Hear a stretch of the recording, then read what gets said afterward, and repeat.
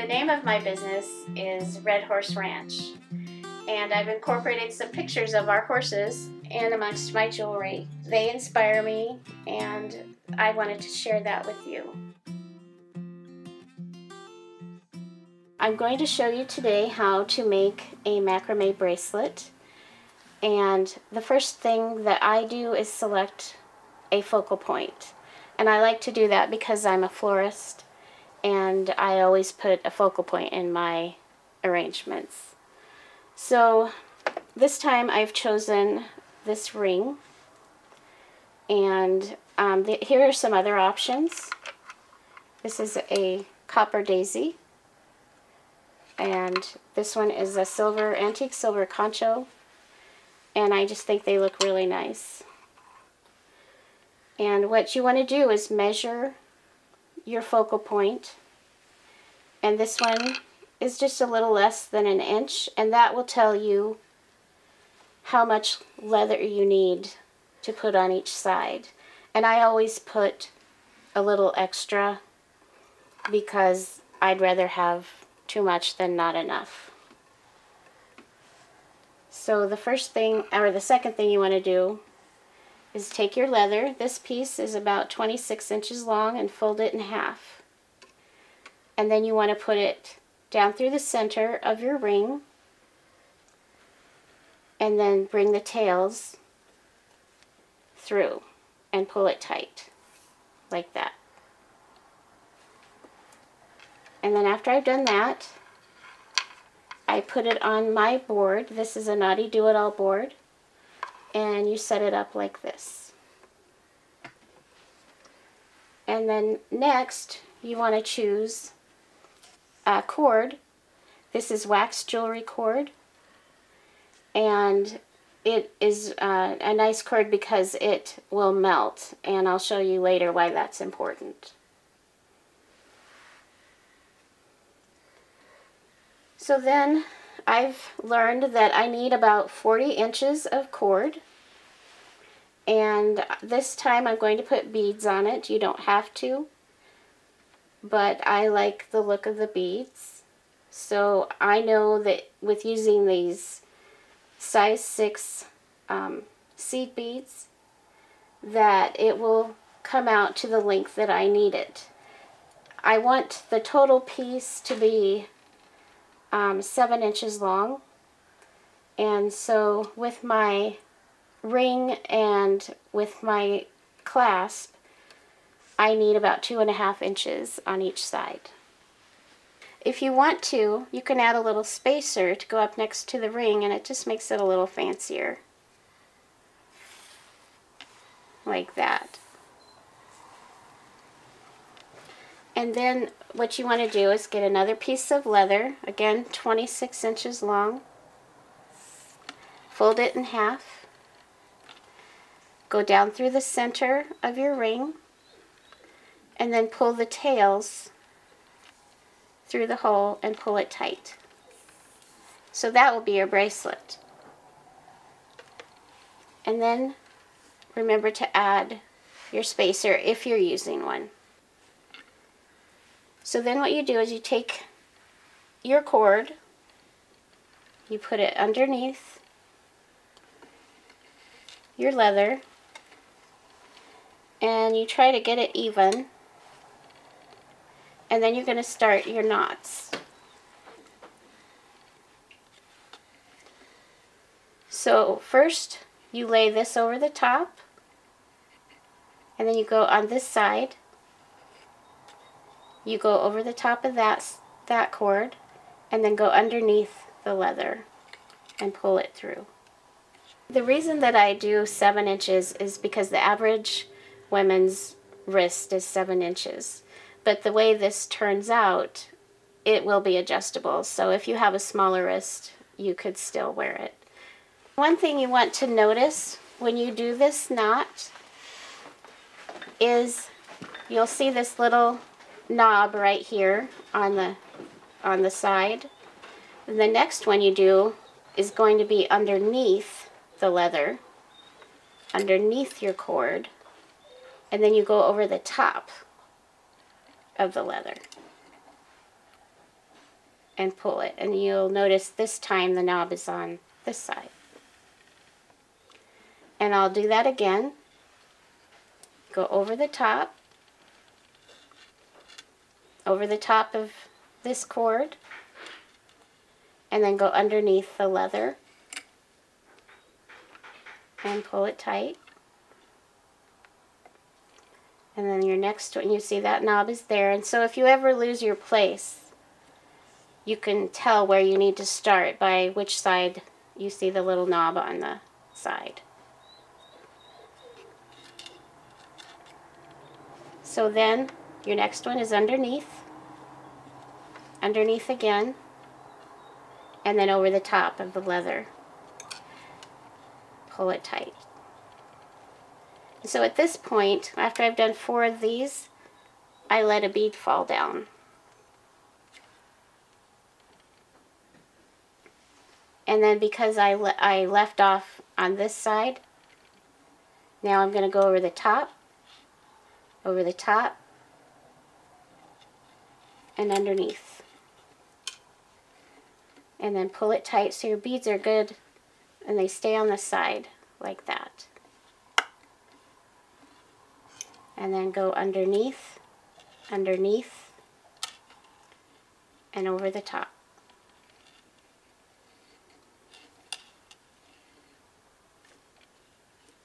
And then over the top,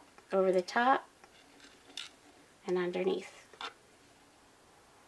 And I am going slow so I can show you how to do this, but I can go faster, and once you get good at it, it takes about half an hour to complete a bracelet. But I'll keep going so you can see what I'm doing and catch on. So I left off on that one, I'm on that side, so I'm going over the top again.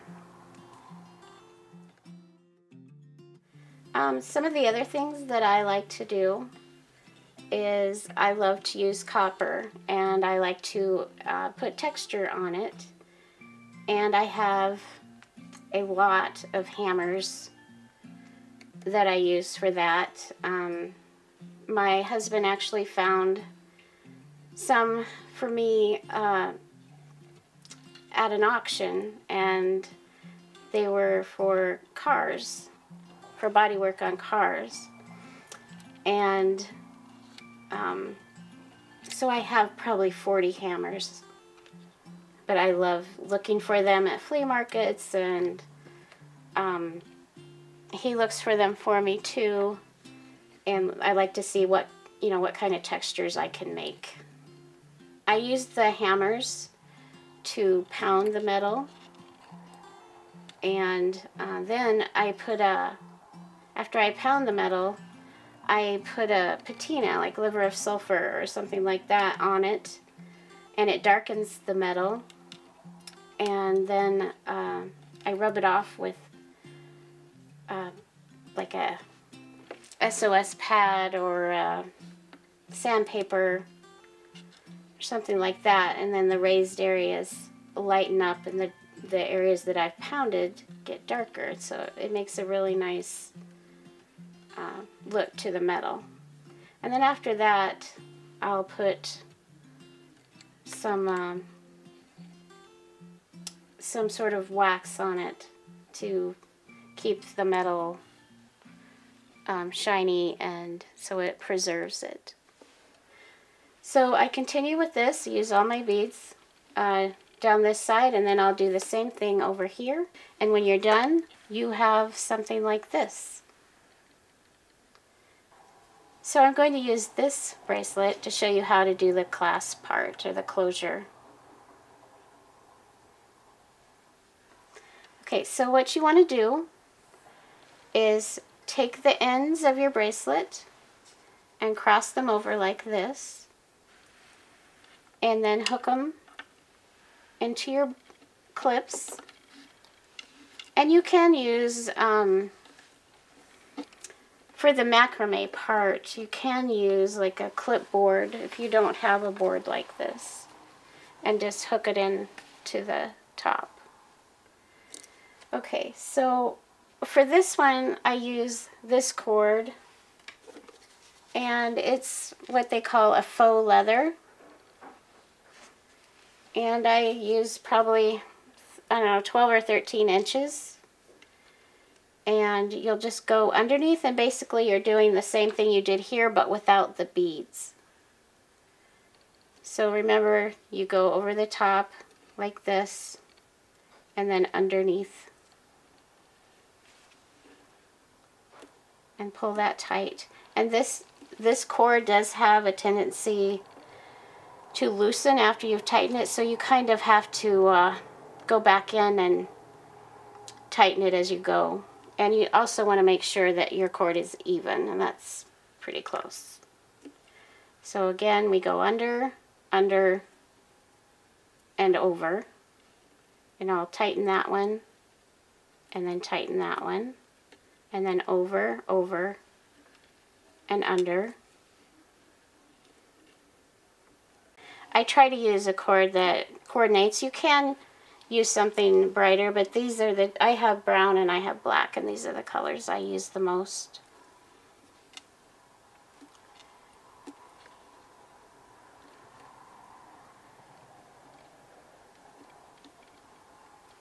Oops.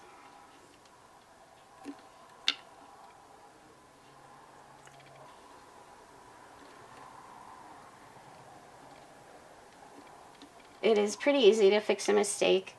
This is a very forgiving method. So what I do next is I want to burn the ends of this, which you'll do that on the end of this too. I forgot to mention that. When you get to the end, you'll do just what I'm going to do here with this cord. You cut it off and you leave just a little bit. I use a lighter, and you turn this and you melt it.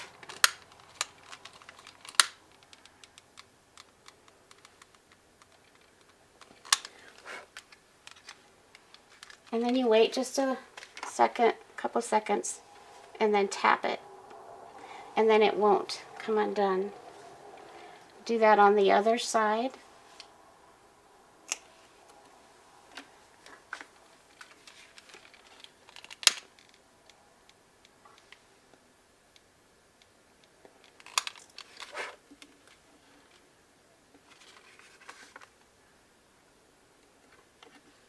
So that is that part.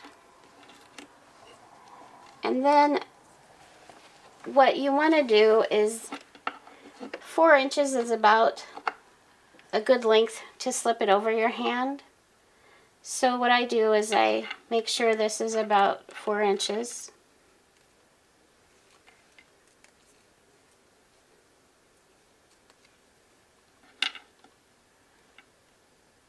That's a little more than that.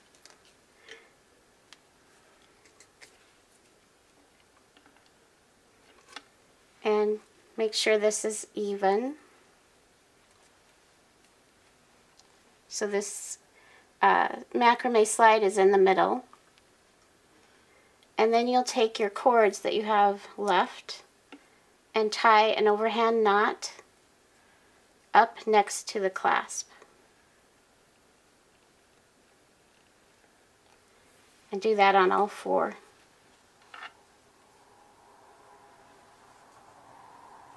And the reason you do that is so that it doesn't slide out any bigger than that and then come apart. You just want to slide those up there as close as you can.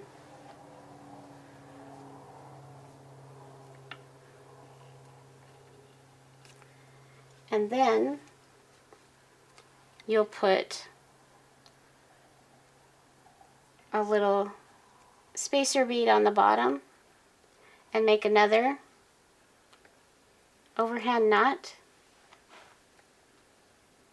and slide it up close to that bead like that, and do all 4.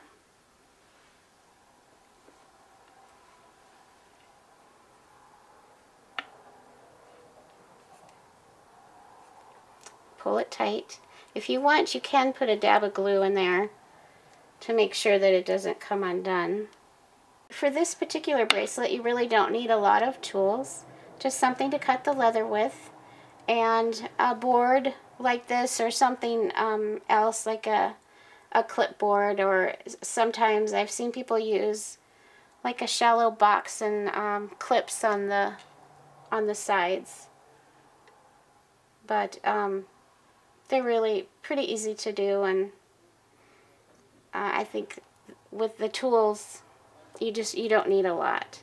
So after I put these on, then you can slide it like that. You see how it will look, and then you'll want to cut these off.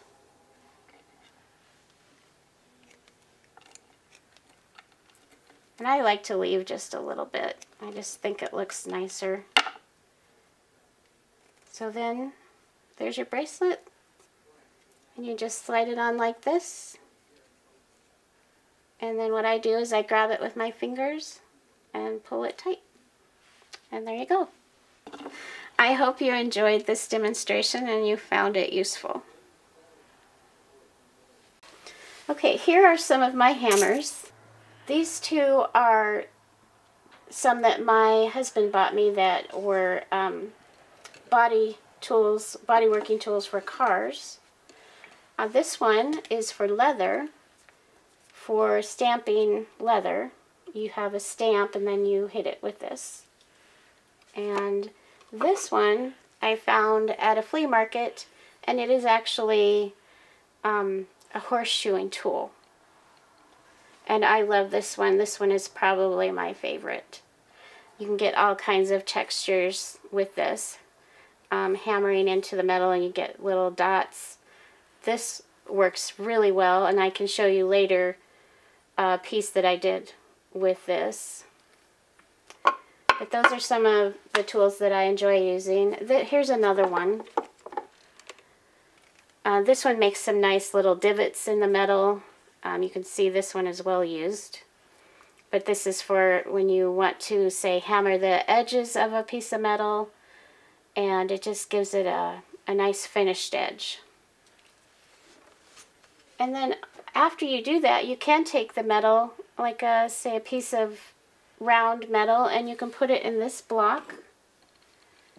And you choose, you usually start out with the bigger one.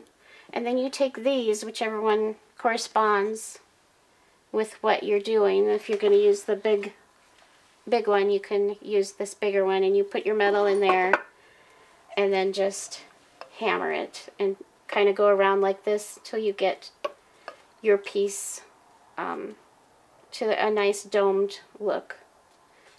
And I like to use those for earrings. That's really nice. And sometimes I use these little ones just for a nice little texture in the piece of metal. And I use this block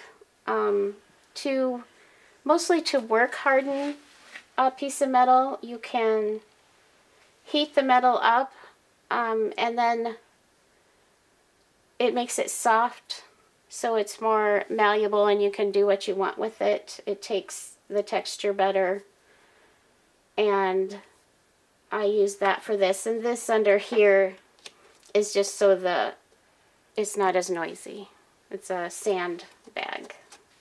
These are some of my favorite tools I keep here on my desk. And these particular ones are called wubbers. And they have two different sizes of squares, and you can use these to make wire earrings or in the square or whatever you want. But I love these. This one is triangles. You can make very interesting things with these. You just grip this in here, and then you just bend your metal around, or your wire around like that. So then you have a triangle. And then you can just clip this off. Or you can make a loop with it to hang. And you put beads or whatever you want on the bottom.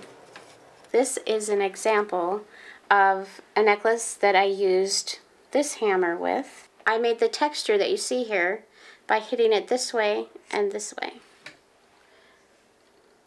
This necklace here is one that I used this tool on, and I wrapped the wire around the square, the smaller one, and made the rectangle. So you don't have to make a square. You can make a rectangle, you know, as long as you want. And then I used smaller gauge wire and wrapped around it with and added the beads.